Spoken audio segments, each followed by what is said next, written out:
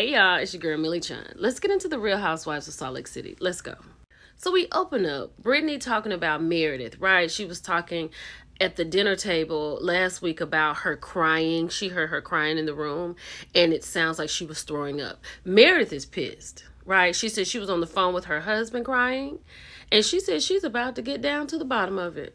So, child, this is where everything goes down, right? They get on the bus. Lisa said, somebody was talking about me last night. Bronwyn let me know. So, Bronwyn, who I like, but who seems to let her need of Lisa in her life is starting to get on my nerves. Like, I don't know why she needs Lisa to be her friend, because Lisa has shown her she's not a good friend.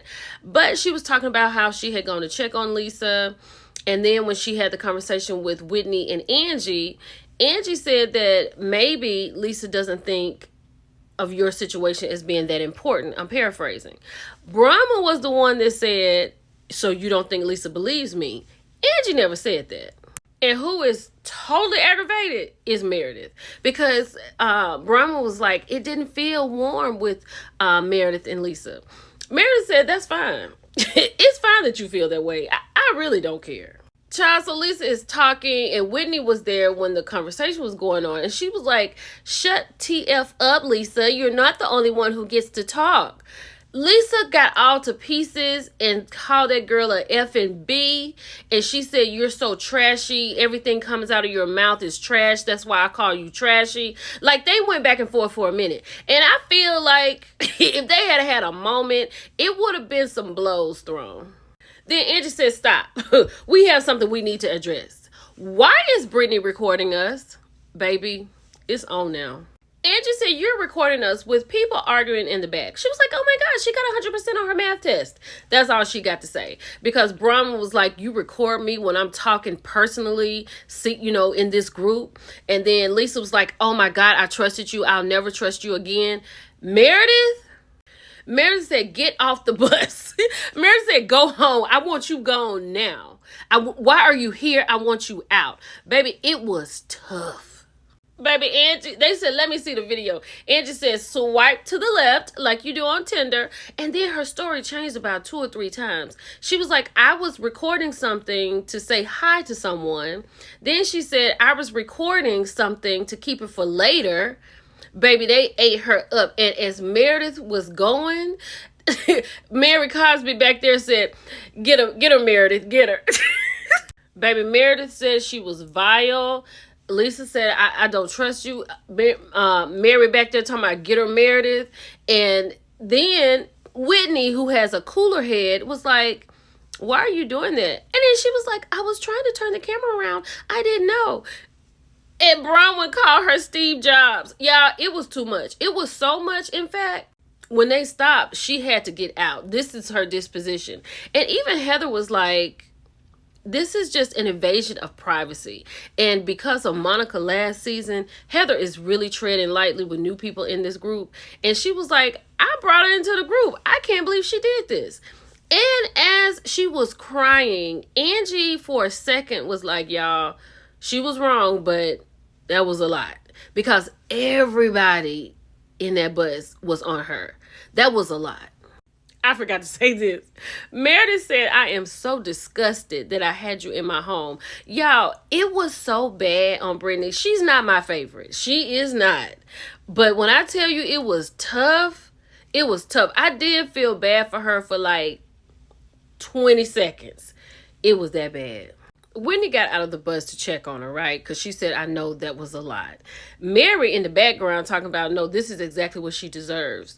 But then they got to talking about deleting the deleted, and it was kind of confusing. Like, Brittany seemed like she didn't know.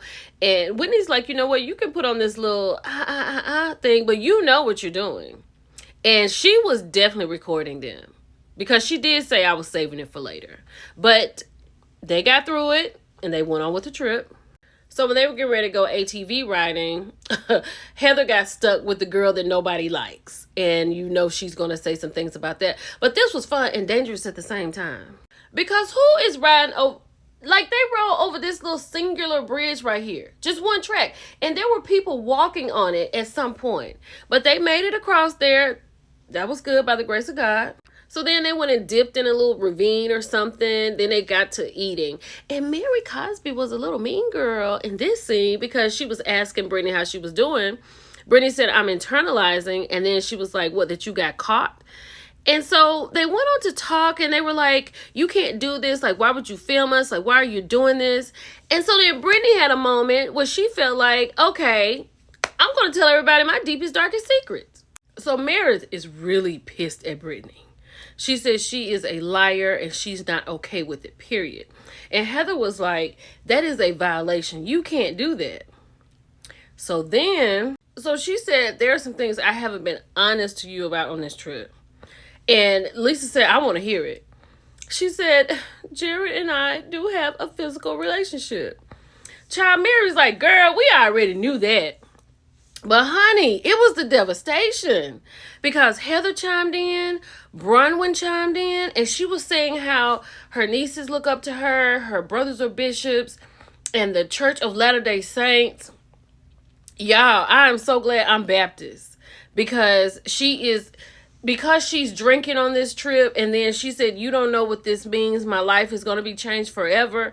I don't need to be along to anything that can hold me tight like that. That is crazy. And then Heather chimed in because Heather said she doesn't feel loved. She doesn't feel seen. You know, Whitney had to do a whole notarized letter to get out of it. Bronwyn said they wanted her to give her baby away. I don't want to be a part of this.